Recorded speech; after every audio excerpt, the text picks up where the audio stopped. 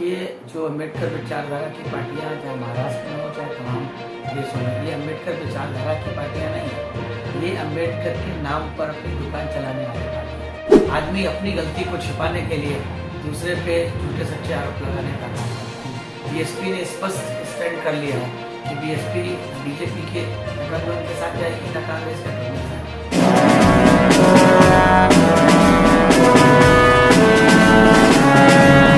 सत्यो जय भीम। मैं सागर ननीर और आप देख रहे हैं प्रबुद्ध भारत टीवी।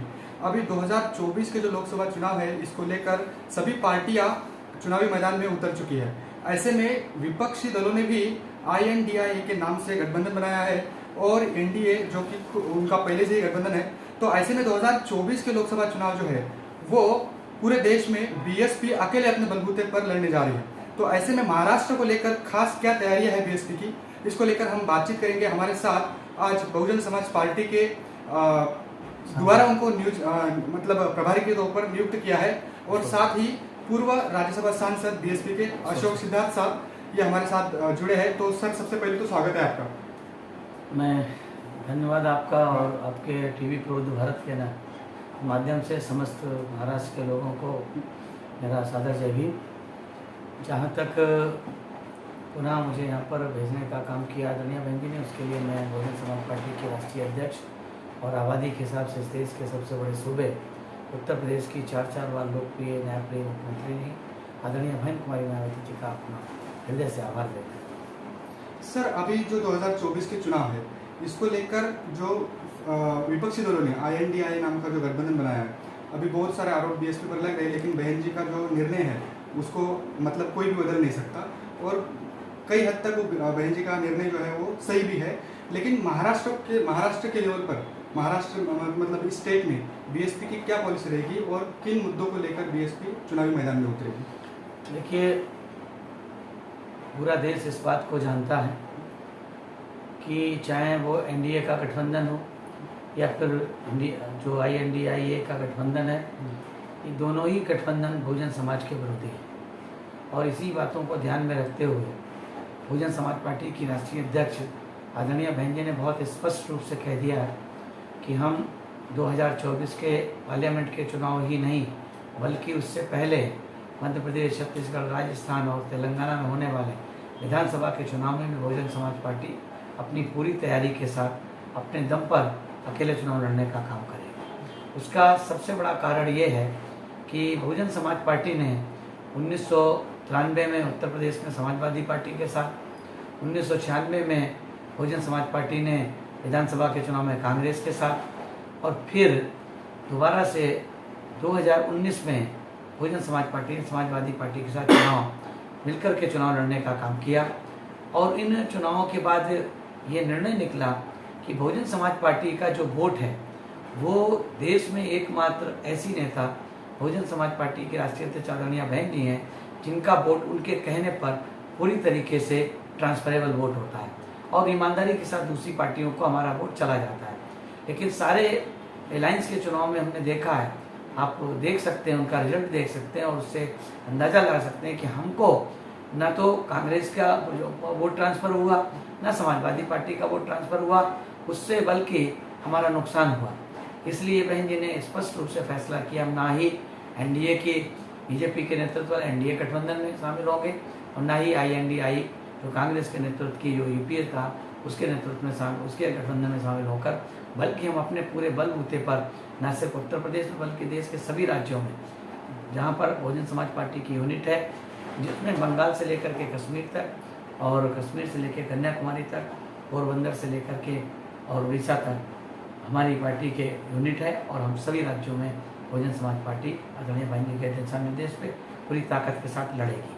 जहाँ तक महाराष्ट्र प्रदेश की बात रही है, महाराष्ट्र प्रदेश बाबा साहब की जन्मभूमि रहा है, कर्मभूमि रहा है, फुले साहू अम्बेडकर की विचारधारा का गढ़ रहा है।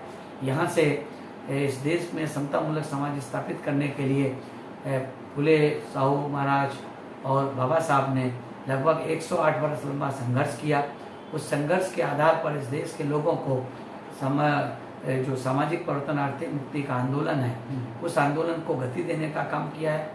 और इस देश में एकमात्र ऐसी पार्टी है बहुजन समाज पार्टी जो फुले साहू अम्बेडकर की विचारधारा पे चलने का काम करती है।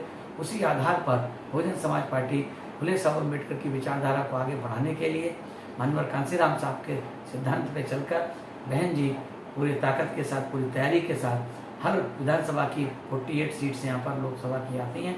उन 48 लोकसभा की सीटों पे बहुजन समाज पार्टी अपने दम पर चुनाव लड़ने का काम करेगी। सर, एक अभी अभी INDI की जो एक बैठक हुई मुंबई में, तो वहाँ पर जो शरद चंद्र पवार जी है, इन्होंने एक पत्रकार ने उनको सवाल किया कि बहन जी के बारे में आप क्या कहना चाहेंगे, उनको क्या साथ में लेंगे। तो उन्होंने जवाब दिया कि बहन जी कांग्रेस भाजपा से उनसे बातचीत चल रही है, इस पर क्या कहेंगे।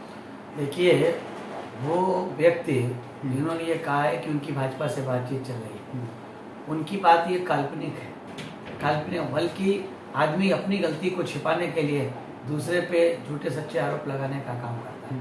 बीएसपी ने स्पष्ट स्टैंड कर लिया है कि बीएसपी न बीजेपी के गठबंधन के साथ जाएगी, न कांग्रेस गठबंधन के साथ। उनका तो स्पष्ट पूरा देश और पूरी दुनिया देख रही है। उनका जो भतीजा है, जो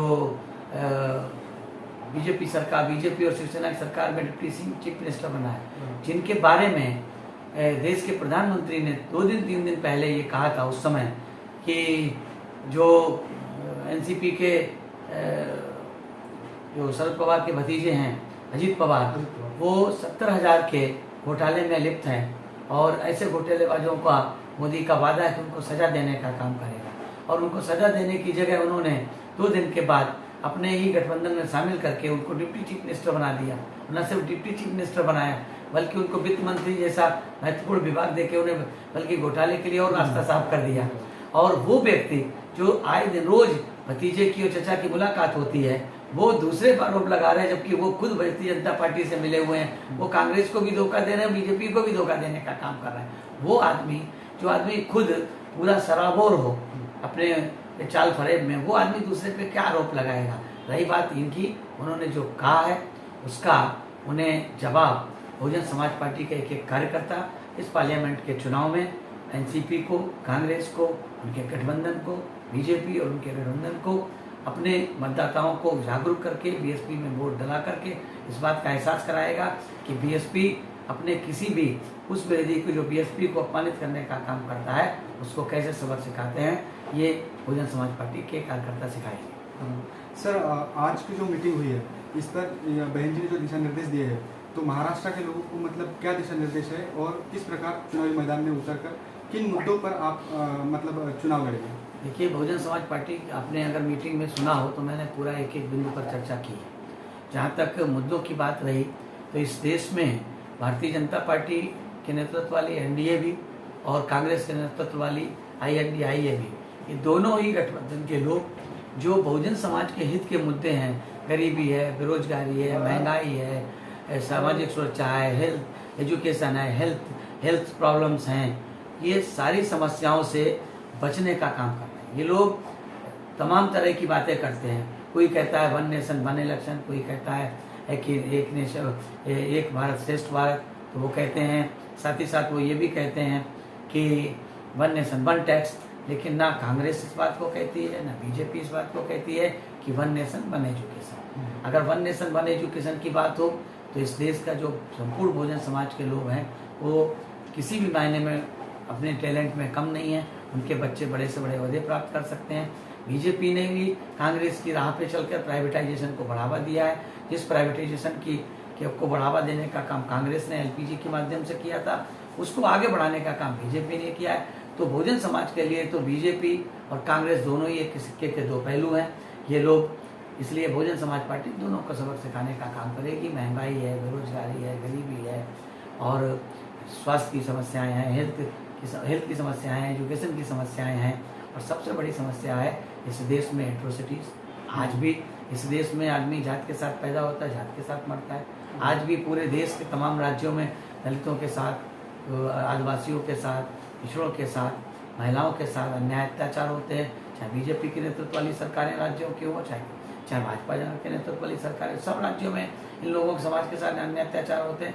तो हम इन अत्याचारों के खिलाफ बहुजन समाज पार्टी दोनों पार्टियों को नकारने का काम करते हैं। सर, जो सम विचारधारा वाली जो पार्टियां हैं महाराष्ट्र में, बहुत सारे अम्बेडकराइट पार्टियां हैं, इनको साथ लेने में कोई कोशिश आपकी ओर से की जाएगी? देखिए, जो अम्बेडकर विचारधारा की पार्टियां चाहे महाराष्ट्र में हो चाहे तमाम प्रदेशों में, ये अम्बेडकर विचारधारा की पार्टियां नहीं हैं। ये अम्बेडकर के नाम पर अपनी दुकान चलाने वाली पार्टियां हैं। ये दुकान चलाती हैं। ये अगर अम्बेडकर की विचारधारा वाली पार्टियां हों तो आज तक इन्होंने कौन सी अम्बेडकर की विचारधारा वाली पार्टी ने महाराष्ट्र में, क्या आप समझते हैं कि जो भी महाराष्ट्र में अम्बेडकर की विचारधारा वाली पार्टियां हैं इनको वोट दे करके क्या यहाँ के SC ST आदिवासी या मुस्लिम समाज के लोगों को, पिछड़े समाज के लोगों को न्याय और अधिकार मिल सकता है? बाबा साहब ने तो कहा था political power is master key, with which we can open any lock.